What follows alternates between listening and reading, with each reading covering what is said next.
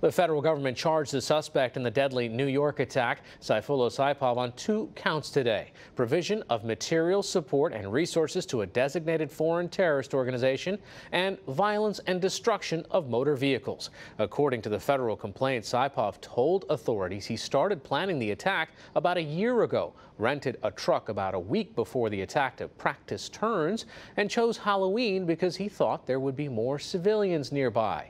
President Trump today called Saipov an enemy combatant, threatening to send him to Guantanamo.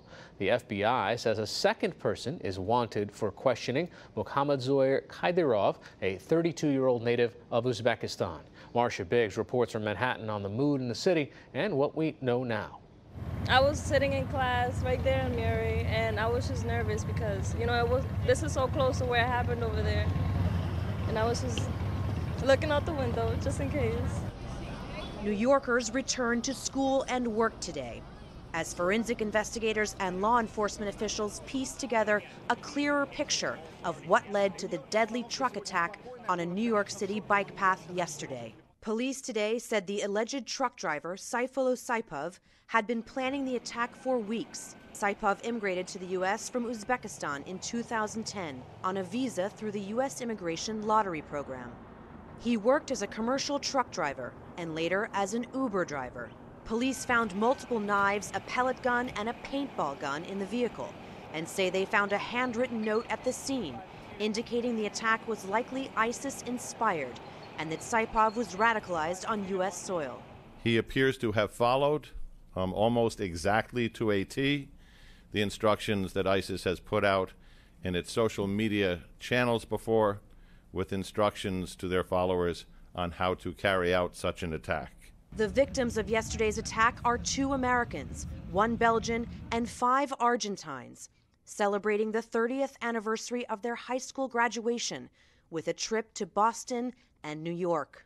At 2:06 p.m., Saipov rented the truck from a Home Depot in Passaic, New Jersey, and drove east towards Manhattan, entering the city at 2:43 via the George Washington Bridge and continuing southbound on the West Side Highway. At 3:04 p.m., the truck then entered the Hudson River bike path at the intersection of West and Houston Streets. It barreled down the path at high speed for 16 blocks, hitting the 8 victims before colliding with a school bus. I need an ambulance right here. Right here. 2 adults and 2 children on board were injured. Witnesses and police say Saipov exited the vehicle waving a gun and yelling.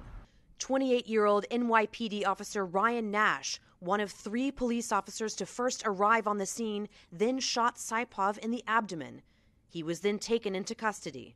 Ryan Stroker uses the path every day to take his daughter to school. Picked her up at 3 o'clock, and then on the way back home, we were stopped at Pier 40, where we saw about 6 bikes that were just completely destroyed.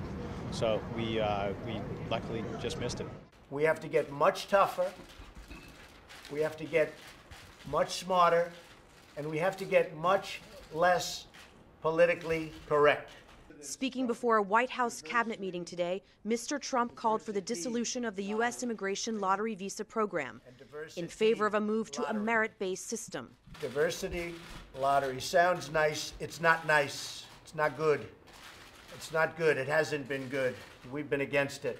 This man that came in, or whatever you want to call him, brought in with him other people. And he was the point of contact, the primary point of contact for, and this is preliminarily, 23 people. Fozia and Riyadh Davids are visiting from South Africa. Riyadh plans to run in the New York City Marathon this Sunday. Did your heart sink at all when you heard that it was another Muslim that had? Absolutely. Absolutely. Absolutely. He doesn't represent what we stand for. As Muslims, they say they were nervous at first to come here, but have felt nothing but welcome since they arrived. New York City Mayor Bill de Blasio and New York Governor Andrew Cuomo warned against politicizing the matter. You play into the hands of the terrorist to the extent you disrupt and divide and frighten people in this society. And the tone now should be the exact opposite. And John Miller of the NYPD's counterterrorism unit cautioned against blaming an entire group of people for the attack. This isn't about Islam. It's not about what mosque he attends. Hari, as the victims' families begin to grapple with what happened yesterday and the city begins to get back to normal, it's important to remember that there are 9 people still in the hospital tonight, 4 with critical injuries, 1 with a double amputation. So people here still fighting for their lives tonight, Hari. Marcia Biggs in New York, many thanks. And moments ago, authorities said they located the second person of interest, Mr. Kadyrov. As law enforcement officials put the pieces of this attack together, I'm joined by Jeffrey Ringel. He worked at the FBI for more than 2 decades, focusing on counterterror investigations at the New York field office and abroad. He is now at the Soufan Group. Mr. Ringel, what stage of the investigation are we at? What are they doing right now? Right now, they're still trying to discover more about the attacker, people he was associated with, places he went, basically building the background, building the story on him. You know, there's this overwhelming sense of kind of despair in the idea that the authorities have these people on the radar, but they cannot take any action against them. Why is that? Well, it's a little frustrating, and I think people need to understand that law enforcement, the NYPD, the Joint Terrorism Task Force, are investigating thousands of individuals who have been brought to their attention by people calling in suspicious activity or reporting something that they didn't like. The Joint Terrorism Task Force will do an investigation and then determine if there needs to be more investigation, if the accusations have been validated. If not, the investigations are closed. But there are so many of these allegations coming in that basically the FBI is overwhelmed. Joint Terrorism Task Force are overwhelmed. You know, we just learned from the most recent press conference that they found hundreds of videos on his cell phone, images of ISIS videos, beheadings, and so forth. It seemed that the radicalization was happening here, that he didn't have to go to a terror training camp.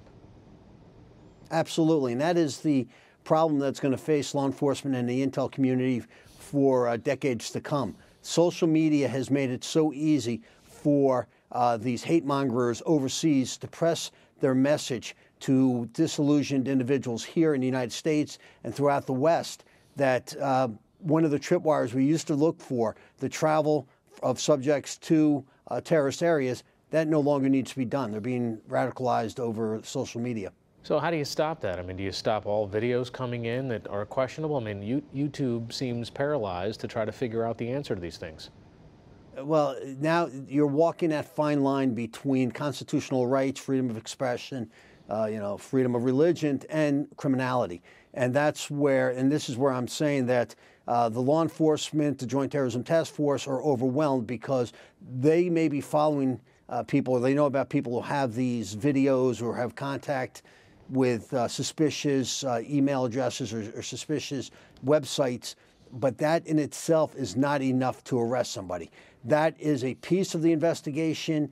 The Joint Terrorism Task Force will try to do more investigation, put sources up against the subject, try to get that person to do something where that they can then be arrested. But until some violation of law happens, law enforcement somewhat have their hands tied.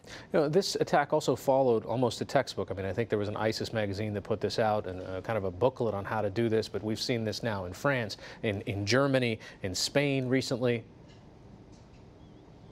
You know, it's the weaponization of everyday items, cars, knives.